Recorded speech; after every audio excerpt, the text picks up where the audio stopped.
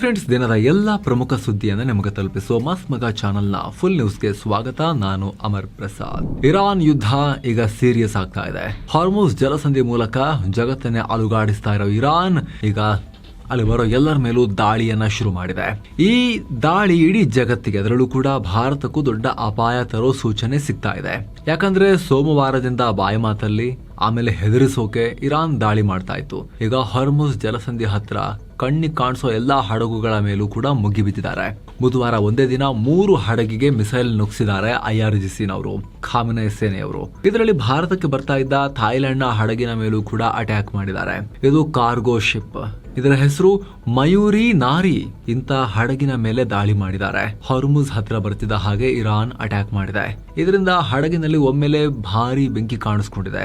ತಕ್ಷಣ ಅಲರ್ಟ್ ಆದ Oman navy ಸ್ಥಳಕ್ಕೆ ದೌಡಾಯಿಸಿ ಹಡಗಿಗೆ ಹತ್ತಿದ್ದ ಬೆಂಕಿಯನ್ನ ಕಂಟ್ರೋಲಿಗೆ ತಂದಿದ್ದಾರೆ. ಹಡಗು ಮುಳುಗಡೆಯಾಗಿ ಎಲ್ಲರ ಪ್ರಾಣ ಹೋಗೋದನ್ನ ಬಚಾವ್ ಮಾಡಿದ್ದಾರೆ. ಸದ್ಯಕ್ಕೆ ಒಟ್ಟು 23 ಸಿಬ್ಬಂದಿ ಇದ್ರು. ಅದರಲ್ಲಿ 20 ಜನರನ್ನ ಒಮಾನ್ ನೇವಿ ಸೇಫ್ ಆಗಿ ರೆಸ್ಕ್ಯೂ ಮಾಡಿದೆ. ಉಳಿದ 3 ಜನ ಇನ್ನೂ ಸ್ಪಷ್ಟ ಇಲ್ಲ, ಬದುಕಿದಾರ, ನೀರಲ್ಲಿ ಮುಳುಗ್ ಹೋಗಿದಾರ, ಗ್ಯಾರಂಟಿ ಇಲ್ಲ. ಅವ್ರದ್ದು ಹುಡುಕಾಡಲಾಗ್ತಿದೆ ಅವ್ರನ್ನ. ಥಾಯ್ಲ್ಯಾಂಡ್ ಈ ಘಟನೆಯನ್ನ ಕನ್ಫರ್ಮ್ ಮಾಡಿದೆ. ಇನ್ನು ಮತ್ತೊಂದು ಹಡಗು ಜಪಾನ್ನ ಶಿಪ್ಪಿಂಗ್ ಕಂಪನಿಗೆ ಸೇರಿತ್ತು ಅಂತಲೂ ಗೊತ್ತಾಗಿದೆ. ಸದ್ಯ ಇದರಲ್ಲಿದ್ದವರು ಏನಾಗಿದ್ದಾರೆ ಅನ್ನೋದ್ರ ಬಗ್ಗೆ ಇನ್ನಷ್ಟೇ ಮಾಹಿತಿ ಕ್ಲಿಯರ್ ಆಗಬೇಕು. ಹಾಗೆ ಇನ್ನೊಂದು ಹಡಗಿನ ಮೇಲೂ ದಾಳಿಯಾಗಿದೆ. ಪ್ರಾಜೆಕ್ಟೈಲ್ ಬಂದು ಅಪ್ಪಳಿಸಿದೆ. ಅದು ಏನು, ಡ್ರೋನಾ, ಮಿಸೈಲಾ ಏನು, ಇನ್ನಷ್ಟೇ ಕ್ಲಿಯರ್ ಆಗಬೇಕು. ಬ್ರಿಟನ್ನ ಮ್ಯಾರಿಟೈಮ್ ಟ್ರೇಡ್ ಆಪರೇಷನ್ಸ್ ಈ ದಾಳಿಗಳ ಬಗ್ಗೆ ಮಾಹಿತಿ ಕೊಟ್ಟಿದೆ. ಹೀಗಾಗಿ ಈ ಭಾಗದಲ್ಲಿ ಮುಂದೆ ತೈಲ ಸರಬರಾಜು ಸದ್ಯಕ್ಕಂತೂ ಅಸಾಧ್ಯ ಅನ್ನೋ ಪರಿಸ್ಥಿತಿ ನಿರ್ಮಾಣ ಆಗ್ತಾ ಇದೆ. ತೈಲ ಗ್ಯಾಸ್ ಬಿಕ್ಕಟ್ಟು ಜಾಸ್ತಿ ಆಗ್ತಾನೆ ಹೋಗೋ ಅಪಾಯ ಕಾಡ್ತಾ ಇದೆ. ಏನೋ ಮಿಡಲ್ ಈಸ್ಟ್ ಯುದ್ಧದಲ್ಲಿ 2 ಭಾರತೀಯರು ಪ್ರಾಣ ಕಳ್ಕೊಂಡಿದ್ದಾರೆ, ಇನ್ನೊಬ್ರು ಕಾಣೆಯಾಗಿದ್ದಾರೆ. ಇದನ್ನ ವಿದೇಶಾಂಗ ಇಲಾಖೆ ಕೂಡ ಅಧಿಕೃತವಾಗಿ ಹೇಳಿದೆ. ಮರ್ಚೆಂಟ್ ಹಡಗುಗಳ ಮೇಲೆ ದಾಳಿಗಳು ನಡೆದು ಈ ಅನಾಹುತ ಆಗಿದೆ. ಗಾಯಗೊಂಡಿರೋ ಭಾರತೀಯರು ಚಿಕಿತ್ಸೆ ಪಡಿತಾ ಇದ್ದಾರೆ. ಅವರೊಂದಿಗೆ ಕಾನ್ಸುಲೇಟ್ ಕಚೇರಿ ಟಚ್ ನಲ್ಲಿದೆ. ಈ ಪರಿಸ್ಥಿತಿಯನ್ನ ಮಾನಿಟರ್ ಮಾಡ್ತಾ ಇದ್ದೀವಿ ಅಂತ ವಿದೇಶಾಂಗ ಇಲಾಖೆ ವಕ್ತಾರ ರಣಧೀರ್ ಜೈಸ್ವಾಲ್ ಹೇಳಿದ್ದಾರೆ. ಅಂದಹಾಗೆ ಮಿಡಲ್ ಈಸ್ಟ್ ನಲ್ಲಿ ಯುದ್ಧ ಶುರುವಾದ್ಮೇಲೆ ಒಮಾನ್ ಕೊಲ್ಲಿಯಲ್ಲಿ ಸ್ಕೈಲೈಟ್ ಅನ್ನೋ ಆಯಿಲ್ ಟ್ಯಾಂಕರ್ ಮೇಲೆ ದಾಳಿಯಾಗಿತ್ತು. ಇದರಲ್ಲಿ ಬಿಹಾರ ಮೂಲದ ಆಶೀಶ್ ಕುಮಾರ್ ಮತ್ತು ಮುಂಬೈ ಮೂಲದ ದೀಕ್ಷಿತ್ ಅನ್ನೋರು ಸಾವನ್ನಪ್ಪಿದ್ರು. ಇದೇ ಹಡಗಲ್ಲಿದ್ದ ರಾಜಸ್ಥಾನ ಮೂಲದ ಇನ್ನೊಬ್ರು ಮಿಸ್ ಆಗಿದ್ರು. ಆಗ ಮತ್ತೊಂದ್ ಕಡೆ ಈ ಯುದ್ಧ ಹೀಗೆ ಮುಂದುವರೆದ್ರೆ ಜಗತ್ತಿಗೆ ದೊಡ್ಡ ಅಪಾಯ ಕಾದಿದೆ ಅಂತ ಖುದ್ದು ವಿಶ್ವಸಂಸ್ಥೆಯೇ ರಿಪೋರ್ಟ್ ರಿಲೀಸ್ ಮಾಡಿದೆ.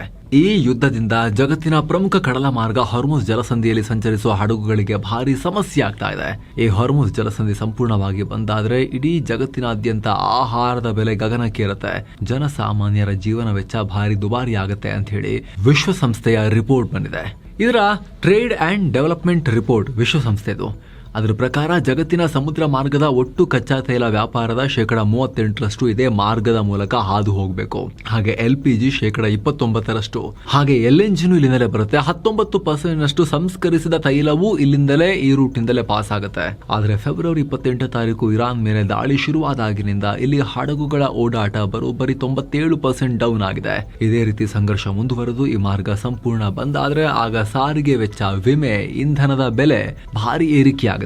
ಇದರಿಂದ ಗ್ಲೋಬಲ್ ಸಪ್ಲೈ ಚೈನ್ಗೆ ದೊಡ್ಡ ಪೆಟ್ಟು ಬೀಳುತ್ತೆ. ತೈಲ ಬೆಲೆ ಹೆಚ್ಚಾದಾಗ ಆಹಾರದ ಬೆಲೆ ಕೂಡ ಹೆಚ್ಚಾಗುತ್ತೆ. ಇದರಿಂದ ಬಡ ಹಾಗೂ ಅಭಿವೃದ್ಧಿಶೀಲ ರಾಷ್ಟ್ರಗಳಿಗೆ ದೊಡ್ಡ ಪ್ರಾಬ್ಲಮ್ ಆಗುತ್ತೆ. ಅದರಲ್ಲೂ ಕೂಡ ವಿಶೇಷವಾಗಿ ಈ ಜಲಸಂಧಿಯನ್ನ ಹೆಚ್ಚು ಡಿಪೆಂಡ್ ಆಗಿರೋ ಏಷ್ಯಾದ ರಾಷ್ಟ್ರಗಳು ದೊಡ್ಡ ಪೆಟ್ಟು ತಿನ್ಬೇಕಾಗುತ್ತೆ ಅಂತ ವಿಶ್ವಸಂಸ್ಥೆ ತೀವ್ರ ಆತಂಕ ಹೊರ ಹಾಕಿದೆ. ಸ್ನೇಹಿತರೆ, ನಾವು ಈ ಹಿಂದೆ ಕೂಡ ಹಾರ್ಮುಜ್ ಜಲಸಂಧಿ ಬಗ್ಗೆ ಮ್ಯಾಪ್ ಎಕ್ಸ್ಪ್ಲೇನರ್ ವಿಡಿಯೋದಲ್ಲಿ ಎಕ್ಸ್ಪ್ಲೇನ್ ಮಾಡೋ ಟೈಮ್ನಲ್ಲೂ ಕೂಡ ನಿಮಗೆ ಹೇಳಿದ್ವಿ. Bharat, Pakistan, Sri Lanka, China, Japan, south Korea, ಈ ಏಷ್ಯಾ ಭಾಗದ ಈ ಎಲ್ಲ ರಾಷ್ಟ್ರಗಳಿಗೂ ಕೂಡ ಇದೇ ಮುಖ್ಯ ಜೀವನಾಡಿ ಎನರ್ಜಿಗೆ ಸಂಬಂಧಪಟ್ಟಂತೆ ಅಂತ. ಏನೋ ಈ ಯುದ್ಧ ಯಾವಾಗ ಮುಗಿಯುತ್ತೆ ಅಂತ ಜಗತ್ತು ಕಾಯ್ತಿರುವಾಗ ಇಸ್ರೇಲ್ ಅಫಿಷಿಯಲ್ ಆಗಿ ಒಂದು ಭಯಂಕರ ಘೋಷಣೆ ಮಾಡಿದೆ. ಅಮೆರಿಕ ಜೊತೆ ಸೇರಿ ನಾವು ಇರಾನ್ ಮೇಲೆ ಮಾಡ್ತಿರೋ ಈ ದಾಳಿಗೆ ಯಾವುದೇ ಡೆಡ್ ಲೈನ್ ಅಥವಾ ಟೈಮ್ ಲಿಮಿಟ್ ಇಲ್ಲ ಅಂತ Israel defence minister Israel cards ಹೇಳಿದ್ದಾರೆ. ನಮ್ಮ ಟಾರ್ಗೆಟ್ ಸಂಪೂರ್ಣವಾಗಿ ರೀಚ್ ಆಗೋವರೆಗೂ ಎಷ್ಟೇ ದಿನ ಬೇಕಾದರೂ ಈ ಆಪರೇಷನ್ ಕಂಟಿನ್ಯೂ ಆಗುತ್ತೆ. ನಮ್ಮ ಗುರಿ ಮುಟ್ಟೋವರೆಗೂ ನಾವು ಹಿಂದೆ ಸರಿಯಲ್ಲ ಅಂತ ಹೇಳಿದ್ದಾರೆ. ಇರಾನ್ ನಮ್ಮ ದಾಳಿ ಈಗಷ್ಟೇ ಶುರುವಾಗಿದೆ, ನಾವು ಬಗ್ಗಲ್ಲ ಅಂತ ಧಮಕಿ ಹಾಕಿತ್ತು. ಈಗ ಇಸ್ರೇಲ್ ಕೂಡ ನಮಗೂ ಲಿಮಿಟ್ ಇಲ್ಲ ಸ್ವಾಮಿ ಅನ್ನೋ ಉತ್ತರ ಕೊಟ್ಟಿದೆ. ಈ ಮೂಲಕ ಈ ಯುದ್ಧದ ಟೆನ್ಷನ್ ಸದ್ಯಕ್ಕೆ ಎಂಡ್ ಆಗೋ ಯಾವ ಹಿಂಟನ್ನು ಇವ್ರು ಕೊಡ್ತಾ ಇಲ್ಲ. ಅಷ್ಟೇ ಅಲ್ಲ, ಈಗ ಹೊಸದಾಗಿ ಇರಾನ್ ಮತ್ತೆ ಬೆದರಿಕೆ ಹುಟ್ಟಿದೆ. ಅಮೆರಿಕ, ಇಸ್ರೇಲ್ ಮತ್ತು ಅವರ ಮಿತ್ರ ರಾಷ್ಟ್ರಗಳ ಹಡಗುಗಳನ್ನು ಟಾರ್ಗೆಟ್ ಮಾಡ್ತೀವಿ. ಹಾರ್ಮುಜ್ ಜಲಸಂಧಿಯಲ್ಲಿ ಒಂದೇ 1 ಲೀಟರ್ ತೈಲವನ್ನು ಕೂಡ ಹೊರ ಹೋಗಕ್ಕೆ ಬಿಡಲ್ಲ ಅಂತ ಗುಟುರು ಹಾಕಿದೆ, ಘೋಷಿಸಿದೆ. ಇದರ ನಡುವೆ ಇಸ್ರೇಲ್ ಇರಾನ್ ಮೇಲೆ ಮತ್ತೊಂದು ಸುತ್ತಿನ ದಾಳಿಯನ್ನ ಮಾಡಿದೆ.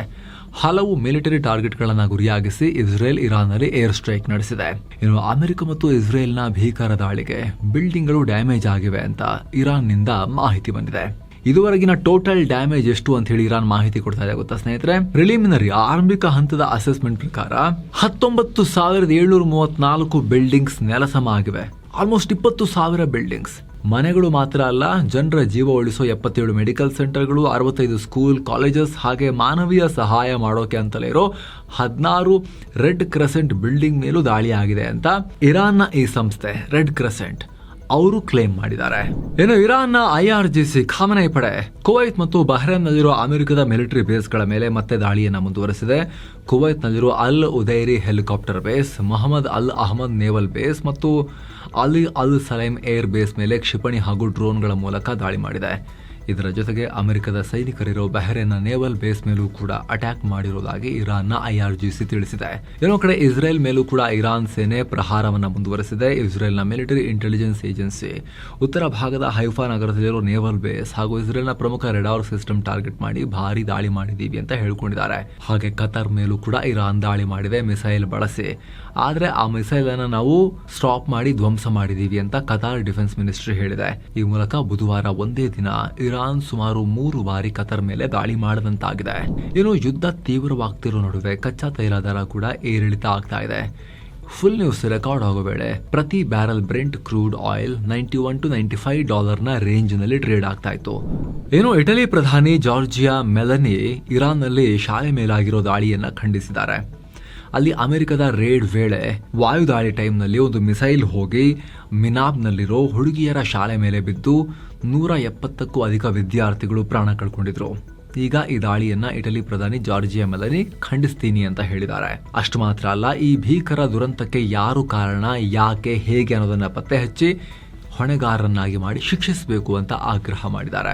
ಇನ್ನು ಈ ಯುದ್ಧದಿಂದಾಗಿ ಇರಾನ್ನಲ್ಲಿರೋ ನ್ಯೂಕ್ಲಿಯರ್ ಪ್ಲಾಂಟ್ಗಳ ಸೇಫ್ಟಿ ಬಗ್ಗೆ ಆತಂಕ ಶುರುವಾಗಿದೆ. ಇರಾನ್ನ ಏಕೈಕ ಆಪರೇಷನಲ್ ನ್ಯೂಕ್ಲಿಯರ್ ಪವರ್ ಸ್ಟೇಷನ್ ಆಗಿರೋ, ಅಂದ್ರೆ ಎಲೆಕ್ಟ್ರಿಸಿಟಿಗೋಸ್ಕರ ಮಾಡ್ಕೊಂಡಿದೀವಿ ಅಂತ ಹೇಳೋ ಬುಷರ್ ಪ್ಲಾಂಟ್ನಲ್ಲಿ ರಷ್ಯಾ ಸಿಬ್ಬಂದಿ ಕೆಲಸ ಮಾಡ್ತಾ ಇದ್ರು. ಈಗ ಅವರು ಜೀವ ಭಯದಿಂದ ದೇಶ ಬಿಟ್ಟು ಓಡ್ ಹೋಗಿದ್ದಾರೆ. ಅಂದ್ರೆ ಇರಾನ್ ಬಿಟ್ಟು ತಮ್ಮ ಸ್ವಂತ ರಾಷ್ಟ್ರ ರಷ್ಯಾಗೆ ಹೋಗಿದ್ದಾರೆ.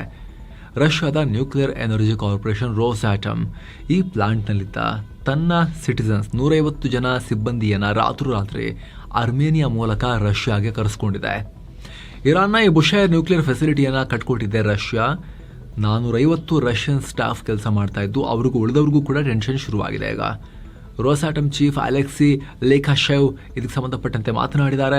ಈ ಪ್ಲಾಂಟ್ನಲ್ಲಿ ಇನ್ನೂ 2 ಹೊಸ ರಿಯಾಕ್ಟರ್ಗಳ ಕನ್ಸ್ಟ್ರಕ್ಷನ್ ಕೆಲಸ ನಡೀತಾ ಇತ್ತು. ಆದರೆ ಈಗ ಯುದ್ಧದ ಎಫೆಕ್ಟ್ನಿಂದಾಗಿ ಪ್ರಾಜೆಕ್ಟ್ಗಳನ್ನು ಅರ್ಧದಲ್ಲೇ ನಿಲ್ಲಿಸಲಾಗಿದೆ ಅನ್ನೋ ಹೇಳಿಕೆ ಕೊಟ್ಟಿದ್ದಾರೆ. ಇನ್ನು ಕಚ್ಚಾ ತೈಲ ಮತ್ತು LPG ಬಗ್ಗೆ ಯಾರು ಪ್ಯಾನಿಕ್ ಆಗಬೇಡಿ ಅಂತ ಕೇಂದ್ರ ಸರ್ಕಾರ ಹೇಳಿದೆ. ತೈಲ ಸರಬರಾಜು ಸ್ಥಿರವಾಗಿದೆ. ಗ್ಯಾಸ್ ಅವೈಲೇಬಿಲಿಟಿ ಬಗ್ಗೆ ಭಯ ಬೇಡ. ಜಾಗತಿಕ ಅಡೆತಡೆಗಳ ನಡುವೆ ತೈಲ ಮತ್ತು LPG ಸರಬರಾಜು ಸ್ಮೂತ್ ಆಗಿ ನಡೆಸೋಕೆ ನಾವು ಕ್ರಮ ತಗೊಂಡಿದ್ದೀವಿ ಅಂತ ಕೇಂದ್ರ ಸರ್ಕಾರ ಜನರಿಗೆ ಭರವಸೆ ಕೊಟ್ಟಿದೆ. ಹಾಗೆ ಜನರಿಗೆ ಸಮಸ್ಯೆ ಆಗಬಾರ್ದು ಅಂತ LPGಯನ್ನ ಫಸ್ಟ್ ಮನೆಗೆ, ಜನರಿಗೆ ಅಂದ್ರೆ ಅಡಿಗೆಗೆ ಅದಕ್ಕೆ ಕೊಡಬೇಕು. ಆಮೇಲೆ ಹಾಸ್ಪಿಟಲ್ ಮತ್ತು ಸ್ಕೂಲ್ನಂತ ಎಮರ್ಜೆನ್ಸಿ ಜಾಗಗಳಿಗೆ ಕೊಡೋಕೆ ಪ್ರಯಾರಿಟಿ ಫಿಕ್ಸ್ ಮಾಡಲಾಗಿದೆ. ಅದೇ ಕಾರಣಕ್ಕೆ ಹೋಟೆಲ್ನವರು ಮತ್ತು ಇಂಡಸ್ಟ್ರೀಸ್ನವರು ಬಾಯ್ ಪಡ್ಕೊಳ್ತಿರೋದು. ಇವಾಗ ಮನೆಗಳಿಗೆ ಕೊಡಿ, ಹಾಸ್ಪಿಟಲ್ಗೆ ಕೊಡಿ, ಎಜುಕೇಷನಲ್ ಇನ್ಸ್ಟಿಟ್ಯೂಷನ್ಸ್ಗೆ ಫಸ್ಟ್ ಪ್ರಯಾರಿಟಿ ಕೊಡಿ ಅಂತ ಸರ್ಕಾರ ಹೇಳಿರೋದ್ರಿಂದ.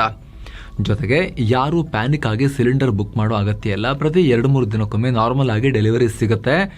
ಈಗ ನಮ್ಮ ದೇಸಿ ಉತ್ಪಾದನೆಯನ್ನ ಕೂಡ 25% ಜಾಸ್ತಿ ಮಾಡೋಕೆ ನಾವು ಪ್ರಯತ್ನ ಪಡ್ತಾ ಇದ್ದೀವಿ. ಜನರಿಗೆ ಹೊರೆ ಆಗದೇ ಇರಲಿ ಅಂತ ಗ್ಯಾಸ್ ಕಂಪನಿಗಳಿಗೆ ಆಗಿರೋ ನಷ್ಟ ಸರಿದೂಗಿಸೋಕೆ 30,000 ಕೋಟಿ ರೂಪಾಯಿ ಪ್ಯಾಕೇಜ್ ಅನ್ನ ಕೂಡ ಕೇಂದ್ರ ಸರ್ಕಾರ ಅಪ್ರೂವ್ ಮಾಡಿದೆ. ಬೇರೆ ಪರ್ಯಾಯ ಮಾರ್ಗಗಳ ಮೂಲಕ 2 LNG ಹಡಗುಗಳು ಕೂಡ ಭಾರತಕ್ಕೆ ಬರ್ತಾ ಇವೆ ಅಂತ ಸರ್ಕಾರ ಹೇಳಿದೆ. ಇನ್ನು ಕಮರ್ಷಿಯಲ್ ಯೂಸ್ ಅಂದ್ರೆ ವಾಣಿಜ್ಯ ಬಳಕೆದು LPG ಸಿಲಿಂಡರ್ಗಳು ಅವುಗಳ ಶಾರ್ಟೇಜ್ನಿಂದಾಗಿ ಹೋಟೆಲ್ ಉದ್ಯಮ ಕಂಗಾಲಾಗಿದ್ದಾರೆ. ರಾಜ್ಯದ ಹಲವು ಕಡೆ ಹೋಟೆಲ್ಗಳು ಬಂದ್ ಆಗ್ತಿವೆ. ಒಂದ್ ಕಡೆ ಮಾರ್ಕೆಟ್ ಅಲ್ಲಿ ಎಷ್ಟೇ ಹಣ ಕೊಟ್ಟರು ಗ್ಯಾಸ್ ಸಿಗ್ತಾ ಇಲ್ಲ. ಇನ್ನೊಂದ್ ಕಡೆ ಕೇವಲ 3 ದಿನಗಳಲ್ಲಿ ಕಮರ್ಷಿಯಲ್ ಸಿಲಿಂಡರ್ ಬೆಲೆ ದಿಢೀರ್ ಅಂತ 500-600 ರೂಪಾಯಿ ರೈಸ್ ಆಗಿದೆ. ಇದರ ಪರಿಣಾಮ ಸುಮಾರು ಹೋಟೆಲ್ಗಳು ಬಂದಾಗಿವೆ. ಓಪನ್ ಇರೋರು ಕೂಡ ಹೆಚ್ಚು ಗ್ಯಾಸ್ ಬಳಸೋ ಈ ಪೂರಿ, ದೋಸೆಯಂತಹ ನಿರಂತರವಾಗಿ ಬೇಯಿಸ್ತಾ ಇರಬೇಕಾಗಿರೋ ಐಟಮ್ಗಳನ್ನು ಮಾಡೋದನ್ನೇ ಬಂದ್ ಮಾಡಿದ್ದಾರೆ.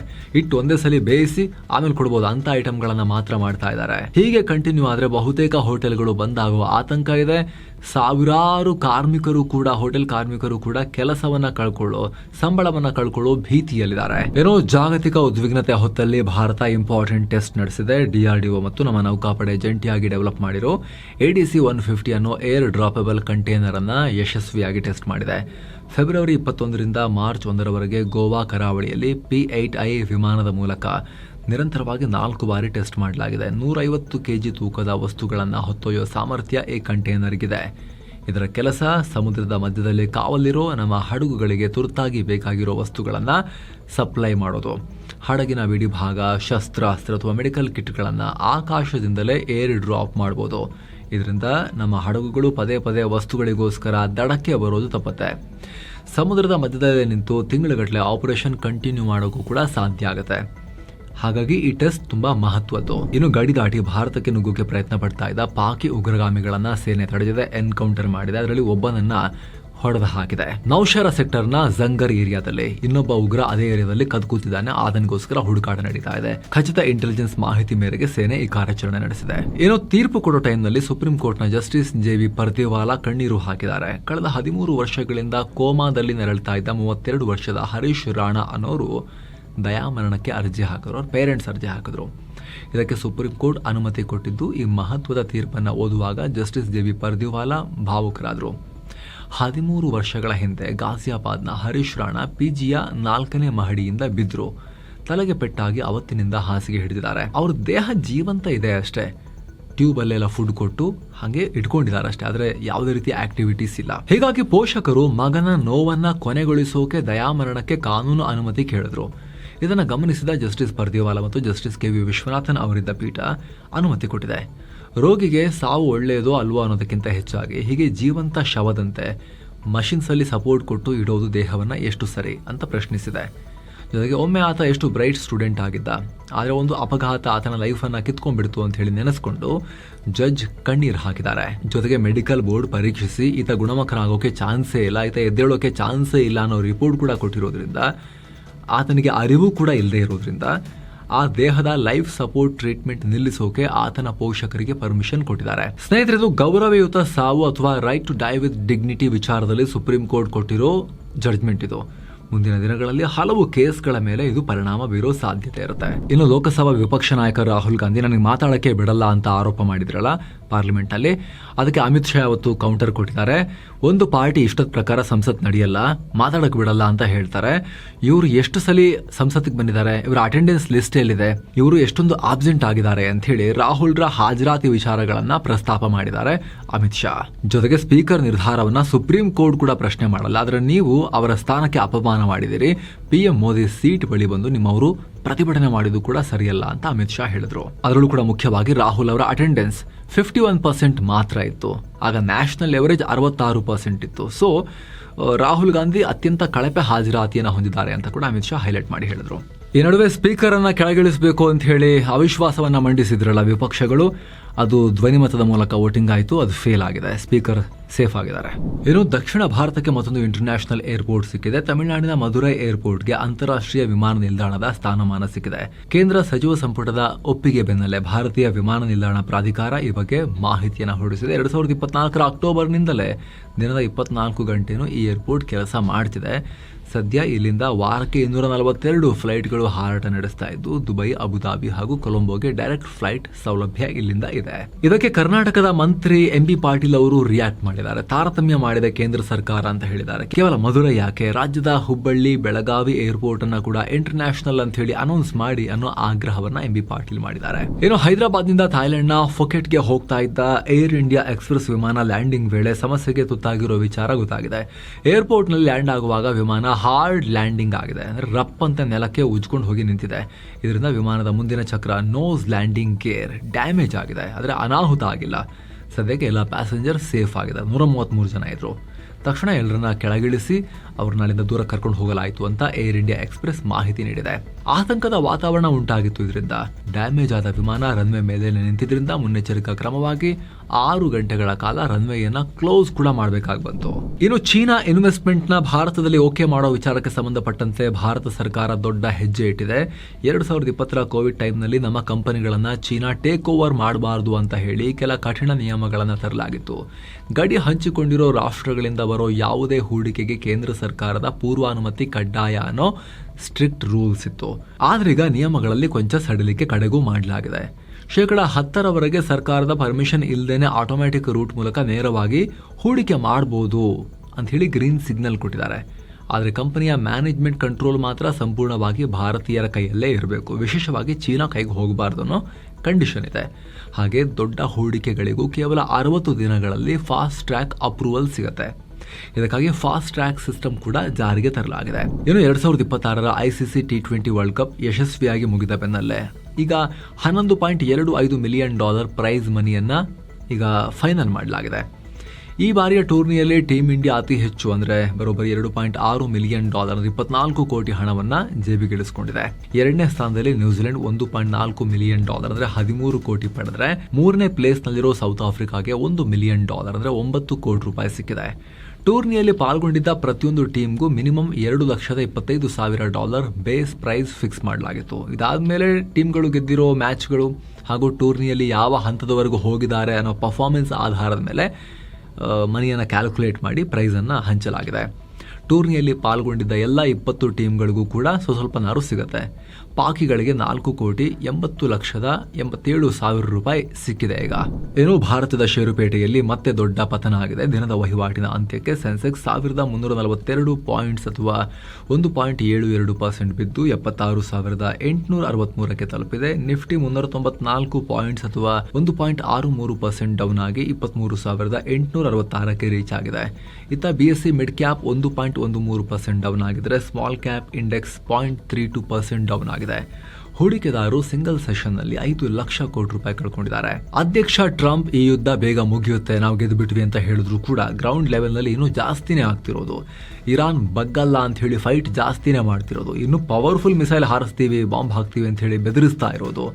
ಹೊರ್ಮುಸ್ ಜಲಸಂಧಿಯಲ್ಲಿ ಯಾವುದೇ ಹಡಗು ಮೂವ್ ಆಗದೇ ಇರೋದು, ಅದರ ಬದಲಿಗೆ ಹಡಗುಗಳ ಮೇಲೆ ಮತ್ತಷ್ಟು ಬಾಂಬ್ಗಳು ಬಂದು ಬೀಳ್ತಾ ಇರೋದು ಆತಂಕ ಕಾರಣ ಆಗಿದೆ. ವಿದೇಶಿ ಬಂಡವಾಳದ ಹೊರಹರಿವು ಕಂಟಿನ್ಯೂ ಆಗಿದೆ. ಕ್ರೂಡ್ ಆಯಿಲ್ ಪ್ರೈಸ್ ಕೂಡ ಸ್ಟೇಬಲ್ ಇಲ್ಲ. ಇತ್ತ ಡಾಲರ್ ಮುಂದೆ ರೂಪಾಯಿ ಮೌಲ್ಯ ಕೂಡ ಕುಸಿತಾ ಇದೆ. ಹೀಗಾಗಿ ಕಳೆದ ಸೆಷನ್ನಲ್ಲಿ ಸ್ವಲ್ಪ ರಿಬೌಂಡ್ ಆಗಿದ್ದ ಷೇರುಪೇಟೆ ಅಗೇನ್ ಭಾರಿ ಪತನ ಕಂಡಿದೆ. ಇನ್ನು ಸನ್ ಫಾರ್ಮಾಸ್ಯೂಟಿಕಲ್ಸ್ ಮತ್ತು NTPC ತರ ಕೆಲವು ಷೇರುಗಳು ಗ್ರೀನ್ನಲ್ಲಿದ್ವು. Bajaj finance, Axis Bank, Mahindra and Mahindra, Bajaj Finserv, Kotak Mahindra ಸೇರಿ ಸಾಕಷ್ಟು ಸ್ಟಾಕ್ಗಳು ಆಲ್ಮೋಸ್ಟ್ ಎಲ್ಲವೂ ರೆಡ್ನಲ್ಲಿದ್ವು. ಇನ್ನು ಡಾಲರ್ ಮುಂದೆ ರೂಪಾಯಿ ಮೌಲ್ಯ ಮತ್ತೆ 16 ಪೈಸೆ ಇಳಿಕೆಯಾಗಿ $92.01 ತಲುಪಿದೆ.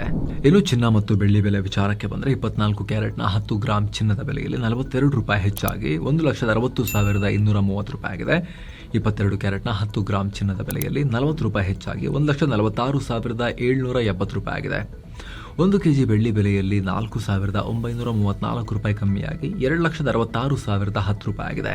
ಸೊ ಫ್ರೆಂಡ್ಸ್, ಇದಾಗಿತ್ತು ಇವತ್ತಿನ ಫುಲ್ ನ್ಯೂಸ್. ನಾವು ಕುಯ್ದಿಲ್ಲ, ಎಳೆದಿಲ್ಲ, ಕಿರ್ಚಾಡಿಲ್ಲ, ಬರೀ ಸುದ್ದಿ ತರ ತಲುಪಿಸೋ ಪ್ರಯತ್ನ ಮಾಡಿದ್ದೇವೆ. ನಿಮಗಿದು ಇಷ್ಟ ಆಗ್ತಾ ಇದ್ರೆ ಸ್ನೇಹಿತರೆ, ವಿಡಿಯೋ ಕೆಳಗಿರೋ ಜಾಯಿನ್ ಬಟನ್ ಮೂಲಕ ಆಸಕ್ತ ವೀಕ್ಷಕರು ಮಸ್ತ್ ಮಗ ಪ್ರೀಮಿಯಂ ಮೆಂಬರ್ಸ್ ಆಗ್ಬೋದು. ಆ ಮೂಲಕ ಎಲ್ಲ ಮೆಂಬರ್ ಓನ್ಲಿ ವಿಡಿಯೋಸ್, ಅದು ಬಿಸ್ ನ್ಯೂಸ್, ಇಡೀ ವಾರದ ಕಂಪ್ಲೀಟ್ ಚಿತ್ರಣ ಕೊಡೋ ಬಿಸ್ ನ್ಯೂಸ್, ಎಕನಾಮಿಕ್ಸ್ನ ಮಿನಿ ಸೀರೀಸ್, ಕರೆಂಟ್ ಪವರ್ ಸೇರಿ ಎಲ್ಲ ಮೆಂಬರ್ ಓನ್ಲಿ ಕಾಂಟೆಂಟ್ ನೋಡೋಕೆ ಶುರು ಮಾಡ್ಬೋದು.